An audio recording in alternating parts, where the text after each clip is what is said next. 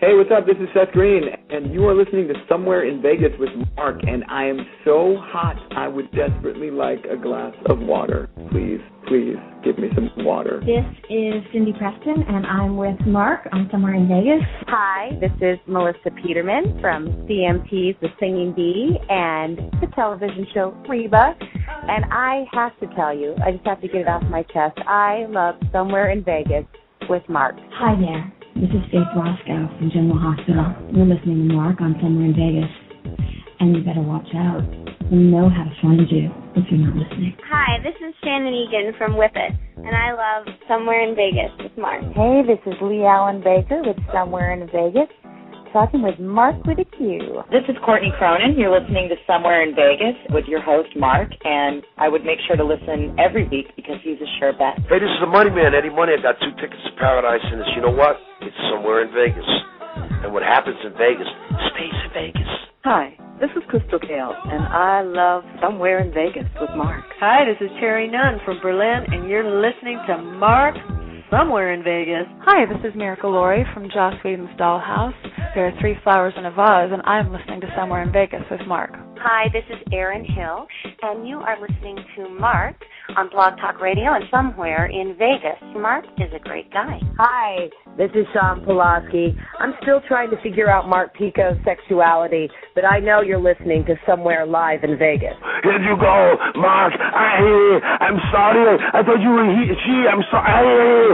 Get out of the tent. Let's get out of here. Hey, this is Lance and Anna from Free Radio. And Anna? And you're listening to Somewhere in Vegas. Yes. My favorite.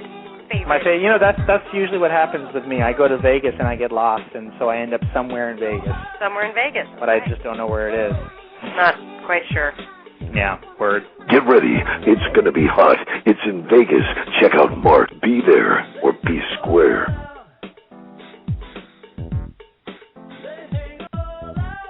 My guest at this time is just absolutely busy. He's in the middle of this brick by brick project, which has been, going on roughly a year. He has 3 singles out. His first single that came out this last year, Not Your Kind of Man, is already out. His follow-up to that, Last Sunset's currently out. Right now, his new single is New Mexico Way, which you guys can check out the music video on YouTube and download as well. I mean, it's crazy, crazy, crazy. He has also got an event coming up in Pittsburgh for Band Together, and we'll get into that in a bit on June 18th. Here we go. We got John Vento on with us right now. How you doing, John? All right, my friend. Thanks for having me. How are you? I'm doing great. It's nice and sunny out here in Vegas. Like, we're getting into the 70s, 80s, even the 90s sometimes. How's it out there in Pittsburgh? Today is a beautiful day, but we certainly don't have that kind of weather.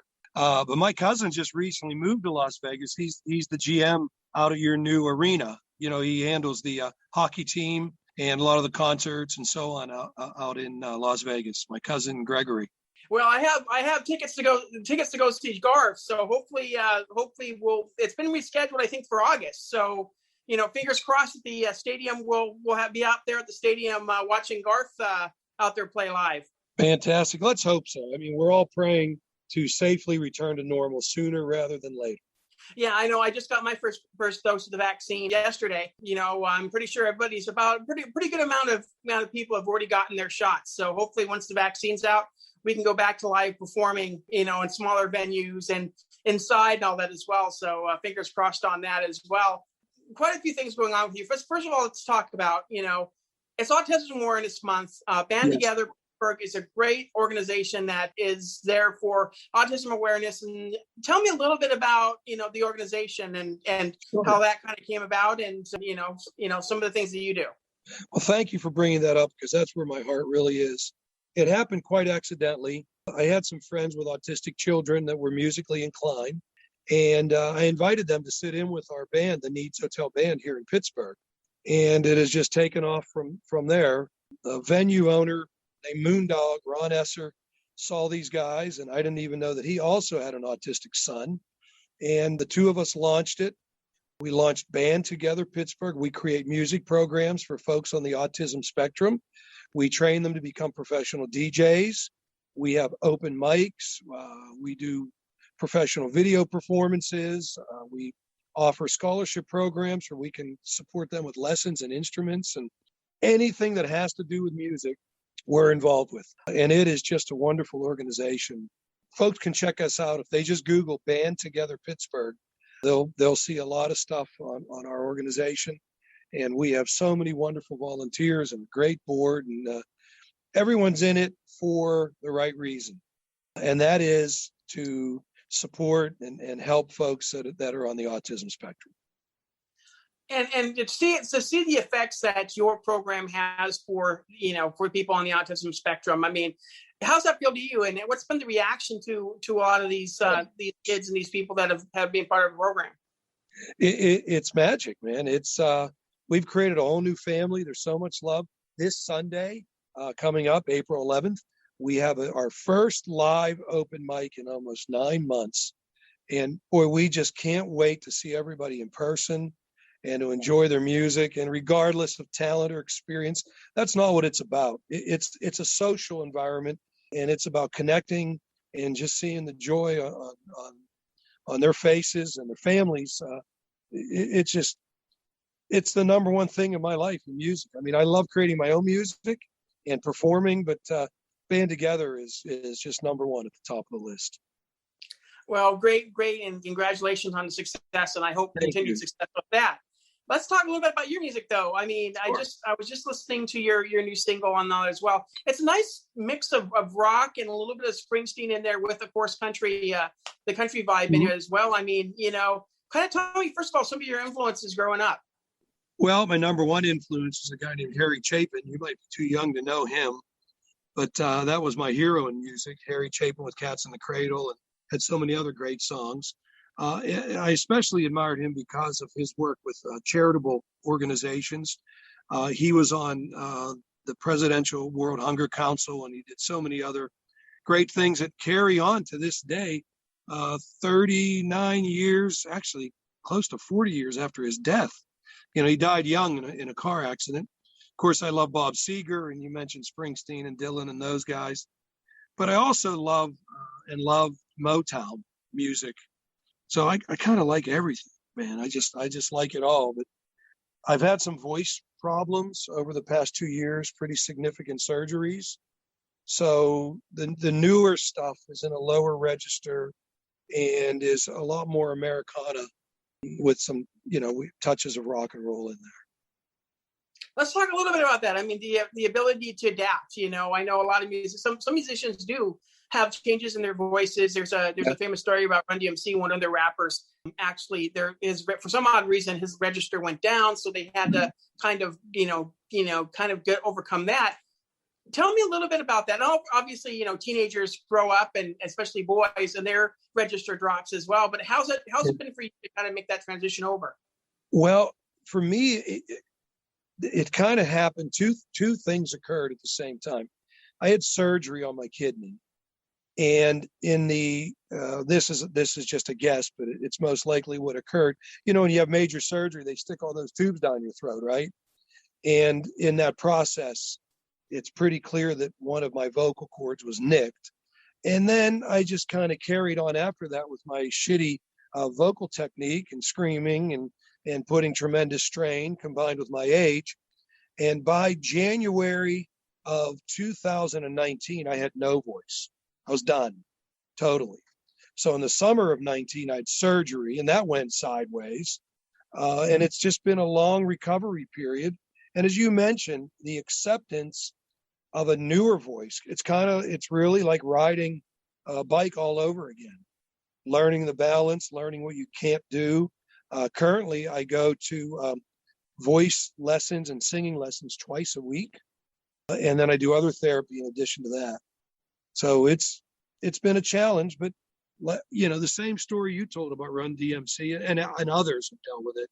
You have to adjust, and just try to move forward. And there's almost a growing process too. I guess the best way to put it is find your voice when something like that happens. For me, I'm finding my new voice. Finding your new voice, yeah. That's right. And really, to tell you the truth, I mean, listening to the new song, I think I like. I haven't heard any of the older material, but I definitely like the the sound. I think I don't think we get that very much nowadays in music. So, I think it's great to be able to have, that kind of voice in there as well. So, I mean, it's great to be able to hear that as well. And besides the fact that, you had to kind of adjust the way that you sing, how's that influenced your songwriting? I mean, obviously you had to probably lower some of the keys in terms of some of the songs that you were thinking about. And, tell me a little bit about that process. Well, that's a great question. And I haven't thought about it. So you're going to allow me to verbalize the changes that we've made that have just kind of, happened by osmosis. Number one, you were right. The keys have to be lowered. Secondly, my phrasing is approached differently. There's no more that guttural stuff, I have to back that all way down. Also, I use background vocalists more than ever.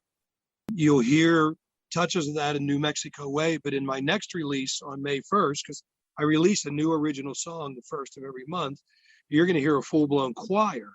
I would have really never approached that in the past. Maybe there was a second harmony part, or in the band, we have a guy that has a higher voice. He would maybe sing a harmony on top of me. But now I'm way more open-minded to collaborative vocal approaches. And it's actually opened up. I think it makes the music more interesting in so many ways. When you're going into a song, I mean, is it more likely that you kind of start from like the drums and kind of work your way up from melody and all that as well? Or, do you have lyrics in mind? Tell me a little bit about that process. Well, our process, and I work exclusively with David Granati, who is a great Pittsburgh producer, multi-instrumentalist. David is best known because of his friendship with Eddie Van Halen, and he and his brothers toured with Van Halen in the early 80s and have maintained that relationship. But for us, I start with a musical concept. So for me, the music is always before the lyrics. And the music drives the story or the content or the style. So I'll go to like New Mexico Way, for example, is a little more pop. It has a lot of traditional hooks in it. And I went to Dave with just, we talked about kind of a basic rock and roll guitar driven song. We then will pull examples, we steal, if you will, or borrow. I was actually is what the kids call it. Pardon me? I believe that the kids call it sampling. Okay, sampling, but we don't sample, but I know what you're saying. I was watching the Sopranos of all places, and, they have some great music on that show. And a song came on that I'd never heard of, and I just liked the way it was approached. And I brought it to Dave and said, listen to the style of this song. And that's what opened up the whole thing. And then as we started to move forward with the music, that's when the lyrical content comes into play.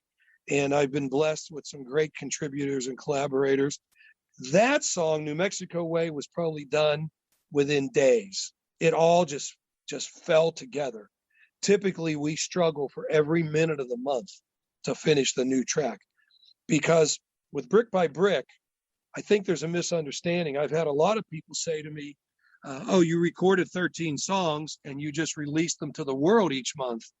That's not the case at all. We write and record and fine tune and master a new song every month. So it's a little bit of pressure. I got to tell you that, but it's fun. Well, with that in mind, I mean, usually I talk about order of the album, but obviously the album's not complete yet. But nope. Just looking at the previous month's song and then going into this next month, do you have like an idea of what type of song that you're looking for in order, in this, maybe it's a little bit different than the last song, or you see some elements in the last song that you kind of like, or, how does that process work? Well, another great question, brother. So the song that we're going to release on May 1, we just sent off to mastering today. And it's a gospel song. It's gospel in our style. It has the Americana flair, and then it kicks into a more traditional gospel choir. Because when I was having my voice problems, my beautiful wife is so faithful, and we would go to church, and she would ask people to pray for me to heal and to get better. And she'd say, now, if he gets better, he promised me he's going to record a gospel song. So I've kept my promise. And this one is upbeat with big production. But we've already started on our June release, and it